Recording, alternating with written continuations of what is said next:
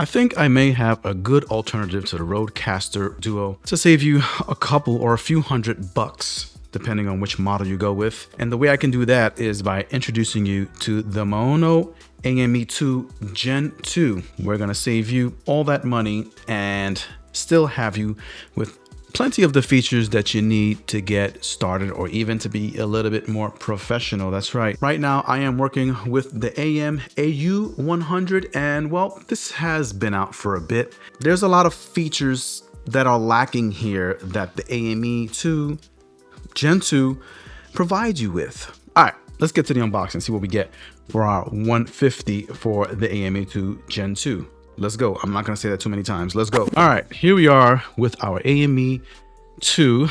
I said I wasn't going to say it. The Gen 2 version of this mixer. So let's just open this up, and it gives you a cool little diagram here of all the wonderful things you can connect to it. Priority customer support, debugging equipment, a year warranty, 60 days replacement from your purchase. So you get to try it out for 2 months. Tech support, lifetime tech support from Ono. Okay, and shipping is pretty fast. QR codes for usage video and their WhatsApp communication and all that contact information stuff here. All right, instruction, big thick manual, so you might want to go through this if you've never really had a mixer with this much connectivity. Lets you know what all of the things that are involved with this device. And another card. Well, this one's kind of nice and glossy. Okay, so they're giving you like different ways to connect with your devices depending on what you're going to use it for here, whether it's gaming, education, music recording, or computer and mobile streaming. Okay, what do we got for accessories, techies, and gamers? One is a pretty long USB-C to USB-C and USB-A conversion there. TRRS to TRRS cable included, ripping our mixer right out of box. Look how cool and sausagey that looks. Nice glossy fingerprint magnet right there on the front. And just looking at it, there are just a lot of buttons and stuff going on here. And on the back, plasticky build. You have some rubber feet that are actually covered with plastic sheets there to keep it nice and clean. And on the back, tons of IO stuff. All right, and that's all you get in your box. So I'm kind of excited for this because this is going to give me a few things I can do with this. Mostly, especially, there are dual XLR ports. So when I'm putting mics to the test, battling one another, especially XLR microphones, we got dual XLRs going on there. So this is a big need for me. So it depends on the need for you, but you can also get your 6-point-whatever-inch connection there for an instrument. As you can see, that takes an instrument and a secondary mic. Awesome fried beans with hot dogs.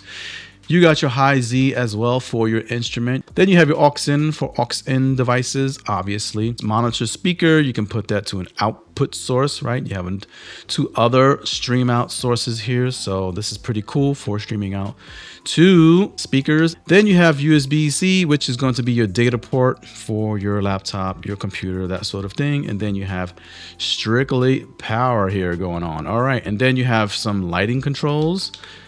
Curious to see what kind of lighting controls that does. And then of course your power button. What do we got going on the front here, Ticket Gamers? That's right, we got a lot of stuff which I'm excited about. Starting from the left side, we have our music, right? So this is going to be probably things that you have coming into your device, and you can control that level of music, that audio, whatever audio it is. Says music, but it can be any audio really. Over here we have our sliders for our microphones. I should take off these rubber things. This thing is like sliding all over. I'm actually missing one. It must have fallen off.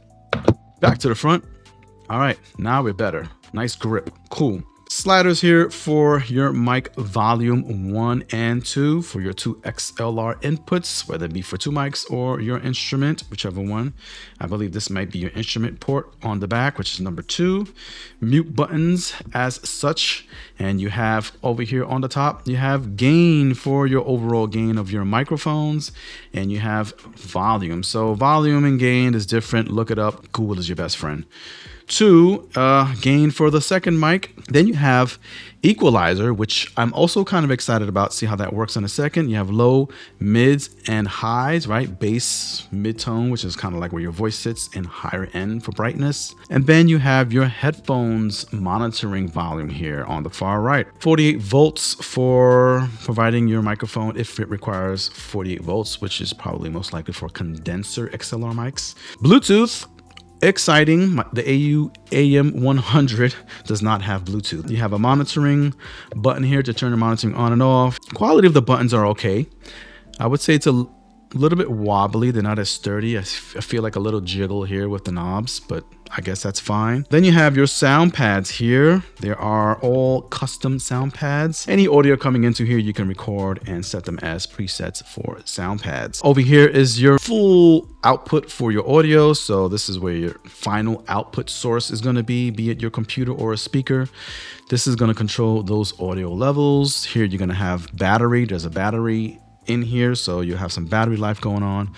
Bluetooth indicator. Oh, this is something quite unique. You have pad volume, so you can control the audio levels of your sound pads. Then you have pitch to alter the pitch of your voice through your microphone. Then you have reverb, which is going to change the reverb of your audio. Then you have reverb presets.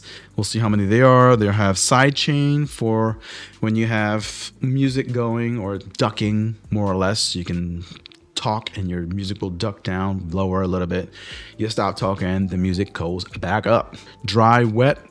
Then we have loop back, and then we have noise reduction. I don't know how many levels of noise reduction we have. Now that you know what you got with your hardware, techies and gamers, going on here with your mixer, let's see what it sounds like when we plug it in. Well, it's probably gonna sound great. Let's test out some of these features to see what you're getting and see how it works. Let's do it. All right, techies and gamers, here we are with our mixer. Everything is super loud, and as you can hear, it's just ringing my headphones because I have it just the gain blasting as well as the volume. So we're gonna get this under control. Lower that gain down to about 90 or 80% because it provides tons of gain. Now we are at a good level here at about 40% gain on the mixer. The preamp on this is pretty darn good. When you press noise cancellation, it tells you noise cancellation no. It announces it in English verbally. It doesn't cut me out too much, but if I go hard, noise cancellation is high now. Now you can hear that choppiness.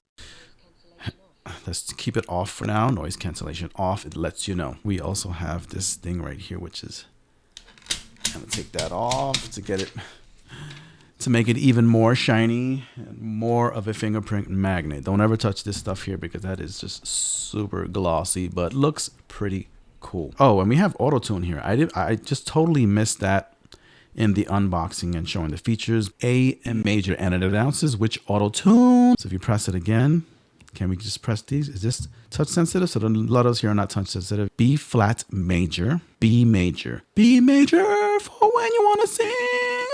Make your voice crack. So these are all notes that you want to kind of set your tune to. So when you're singing, you have that thing to correct your nasty little voice. All right, to turn it off, you hold it.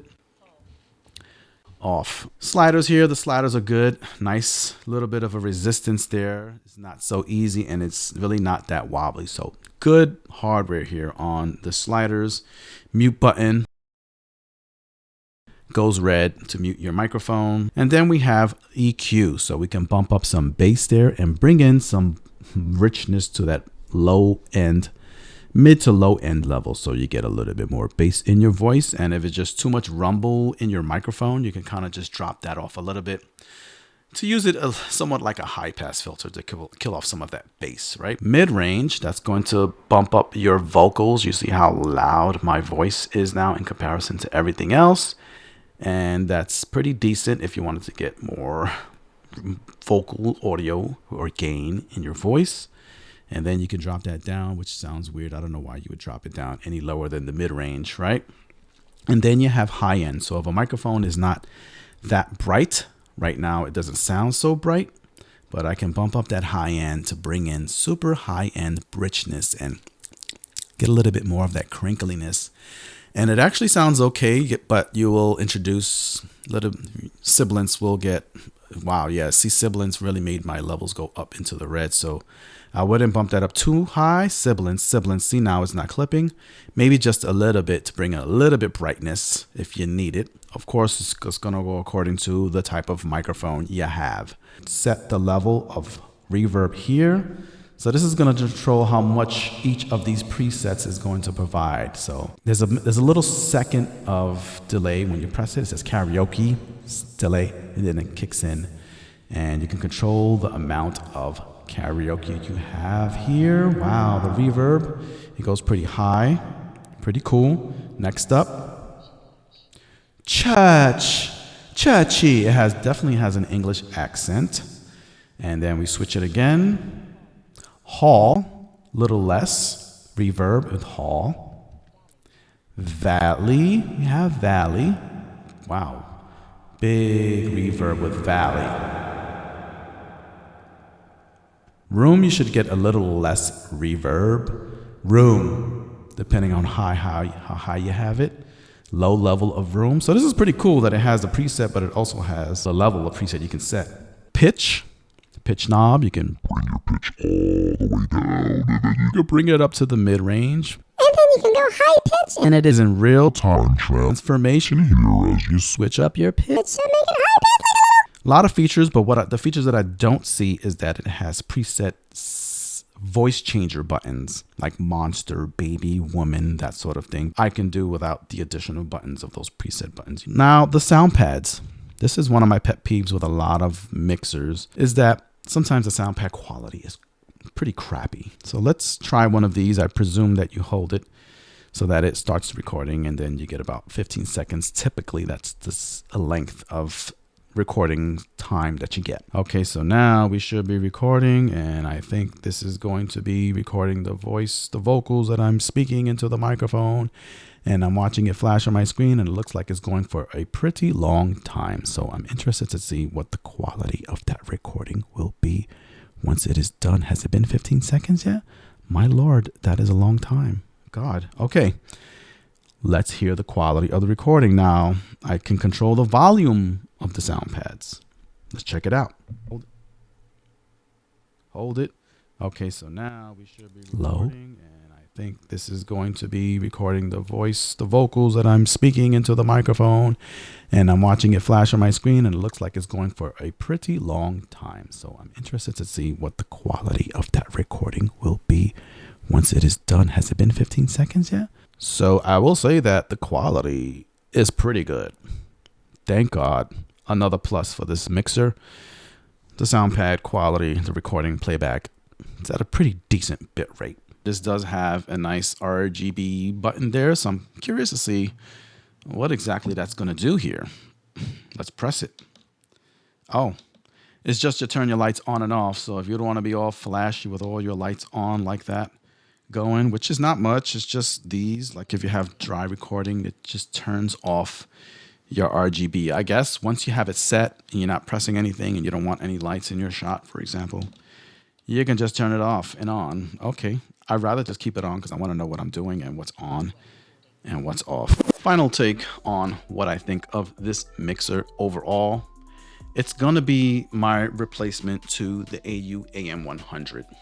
I kept this around and used this a lot because it has the dual XLR, which I used a lot here to dual mic duals, for example. This is very light, probably better for traveling. So pretty decent. I like that it has the EQ settings, which is fantastic. You can EQ on the fly. If I need more high end on a mic that's lacking high end, I can add that on this particular mixer. I can add in more bass if it's missing, or just reduce it to get some of that rumble out of there. Bluetooth connectivity, which is a plus. The AU AM100 did not have Bluetooth. AU AM100 just has the noise reduction switch, so it's either on or off, and it wasn't that great.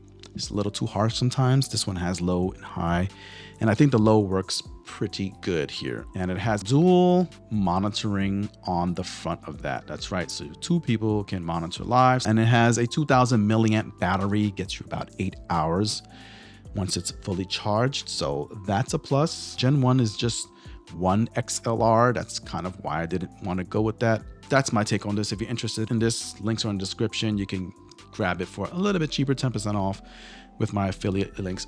I love it. It's going to be my new daily driver. I will no longer be using my AU A100. So yeah, with that, I'll see you in the next video.